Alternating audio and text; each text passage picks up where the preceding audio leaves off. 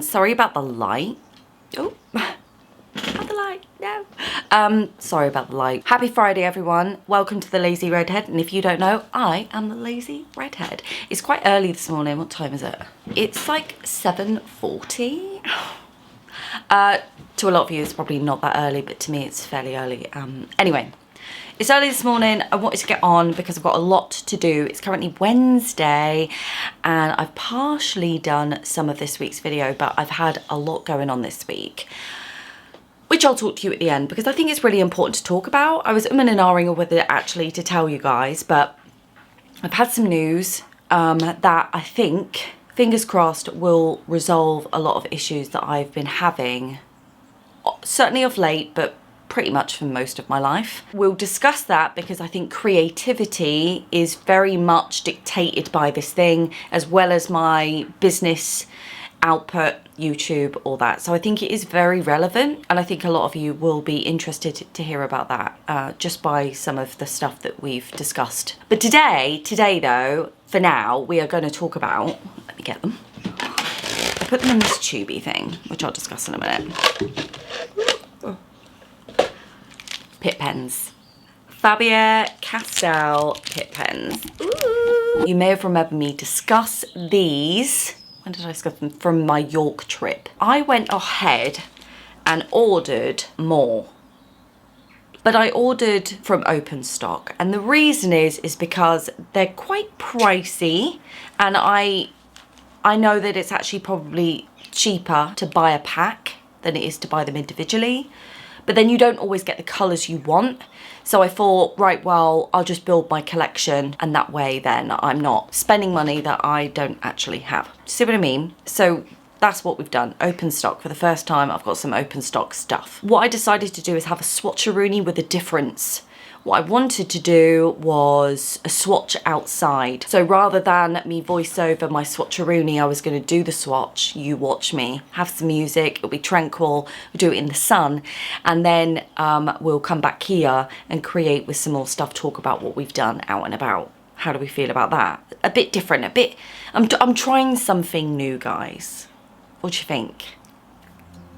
Well, we're going to do it anyway, so let me know what you think.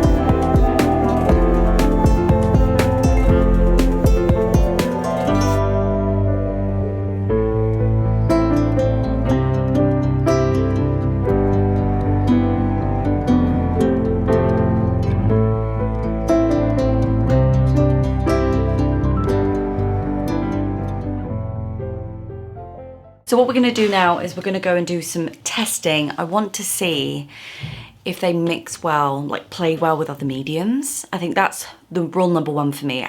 They have to be versatile. I need to be able to kind of go in my pencil case or go in all my stuff and know that in some way they play well with one another, or if they don't, but in an interesting way. When I'm in a creative flow, it's just like I just grab at things, you know? And if not all of them go with one another or play nice with one another, it can be really stressful, you know, when you have to think about it. And you know, I create my best work when I'm not thinking about it. I'm just gonna do that. I'll do it in the A5 Moleskine. I'm also going to do some testing in this bad boy on some sand paste, and we'll do that, and then I'll meet you back here for like a wrap up conclusion, if you will. Last week you saw me do some testing for pastel tinted pencils. That was a really hard thing to say. Well, I'm going to use this same Mobobby and I'm going to just test it on all this. So let's go. So,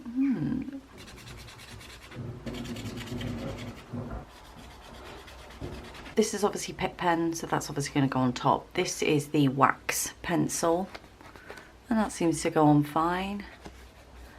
Acrylic paint seems to go on fine. It doesn't transfer or wipe off. It dries really fast.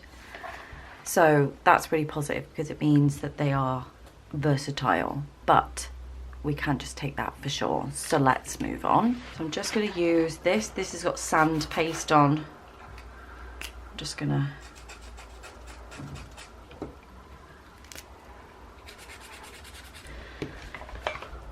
well, it goes on. I just because of it being sand paste, I don't want it to destroy the nib of the pen. It's fine. But I think if I continued it would destroy, obviously. But it does go on and it maintains a lot of its colour. So they are fairly pigmented, to be fair. See if it goes through. Doesn't go through on that one. And then this is the one we did out and about, and it doesn't go through there. So that's fabulous. What I also wanted to do actually is combine them. So I pulled this out because this was a sketch that I did, I think it was an out and about video, and I can't remember which video it was. I know what it was. It was something I did for the sketchbook party. If you don't know what that is in my description box. It's basically on YouTube, and everything we do is sketchbook related over there. So it's like workshops, exercise challenges. So what I wanted to do is kind of mix media this up. I love it, but I think that I could potentially, you know, mix media this up with the Pitt pens. Thought it was quite nice.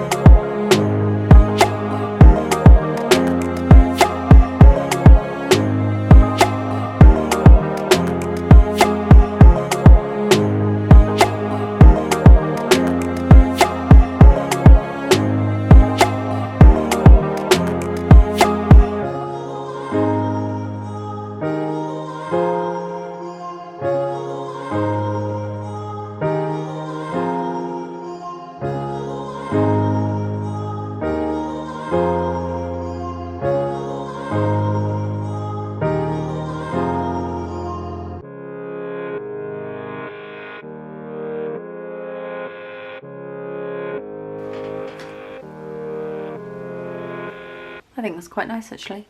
One thing I love, and you might have seen it in the film, in like the, you know, music film, is that there's no mess. You know, so I could take these on like a car journey. I could, you know, put a couple in my handbag. They're very versatile, and you can layer them. As you can see, you can get some nice kind of colours. The pigment in them is really lovely.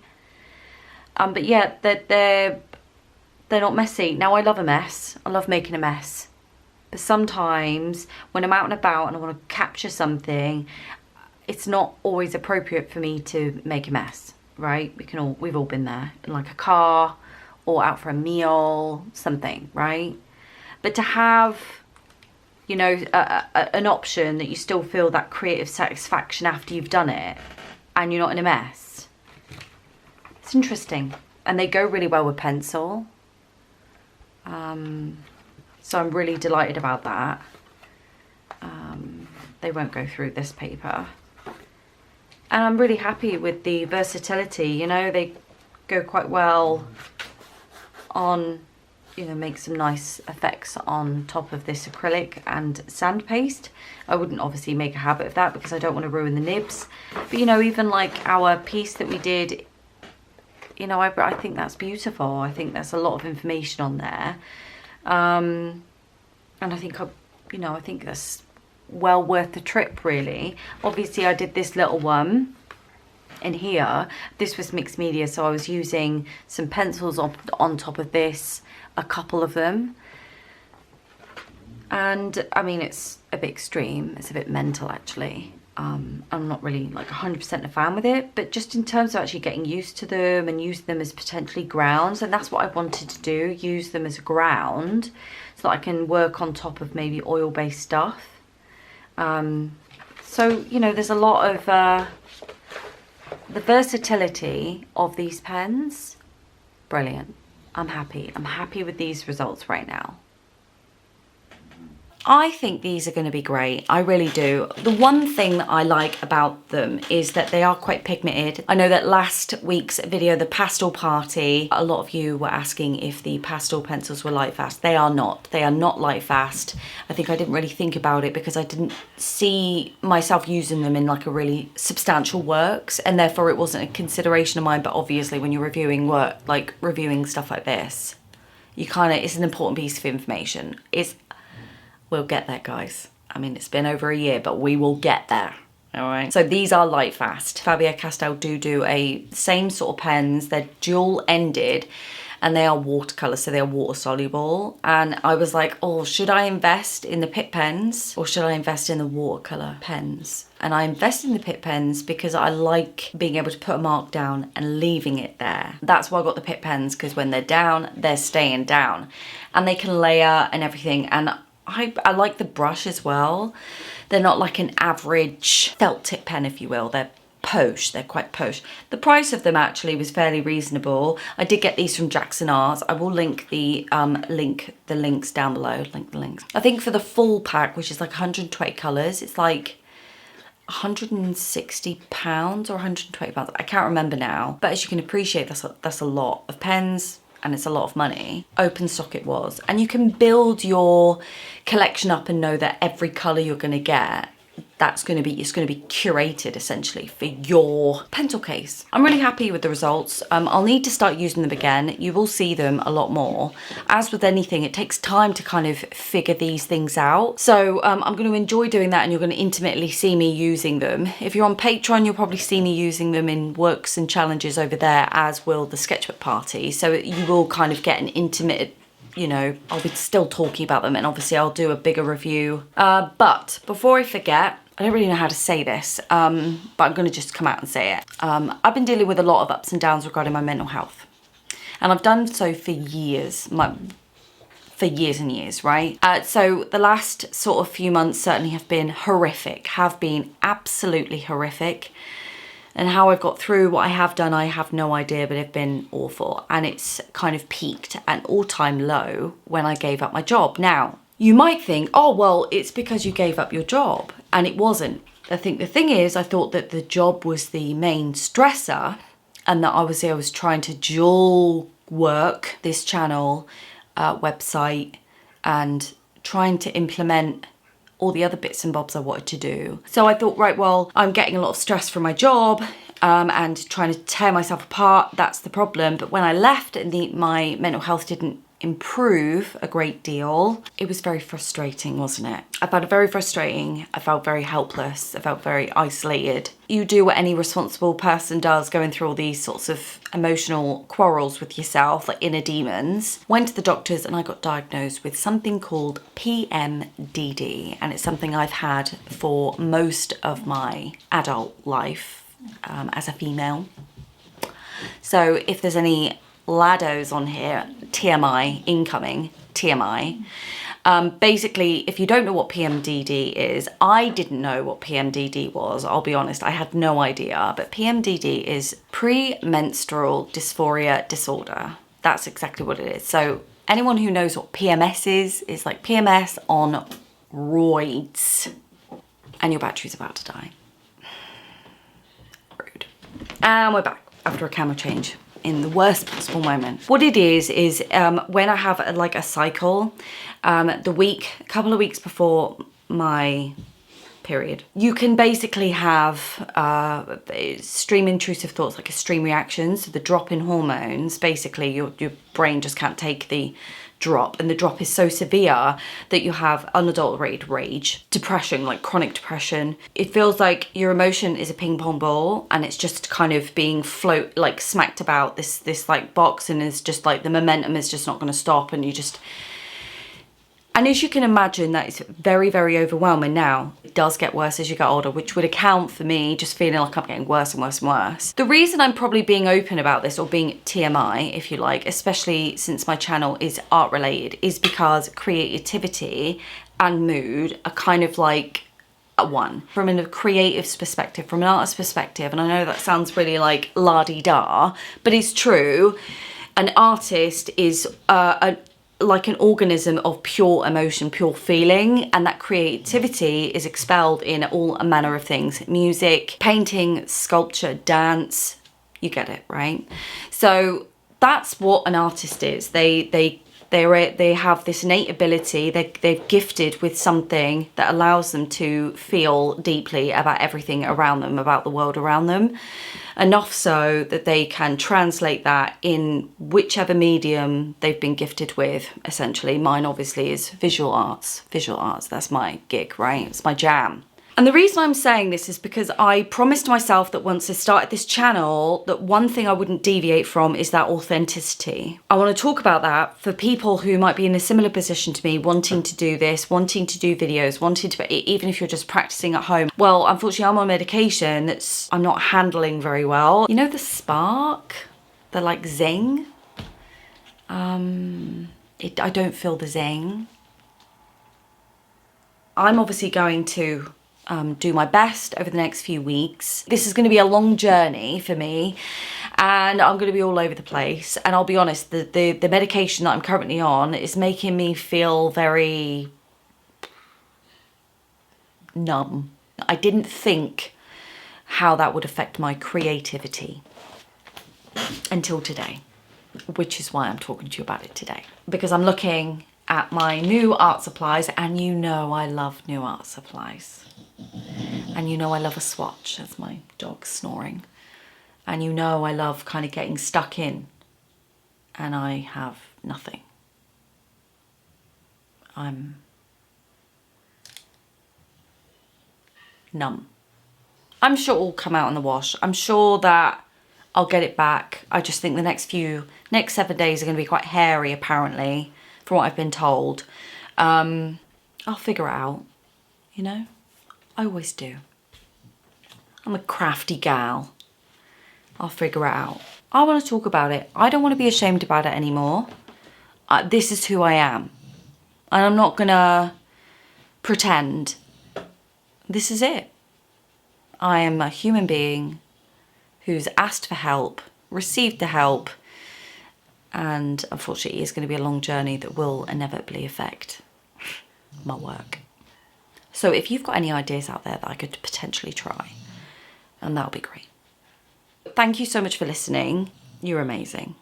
And I know that a lot of you are going to be really supportive. I also know that a lot of you have your own little journey, and which has helped me actually. You being open with me has allowed me to be open with you guys. So thank you for that.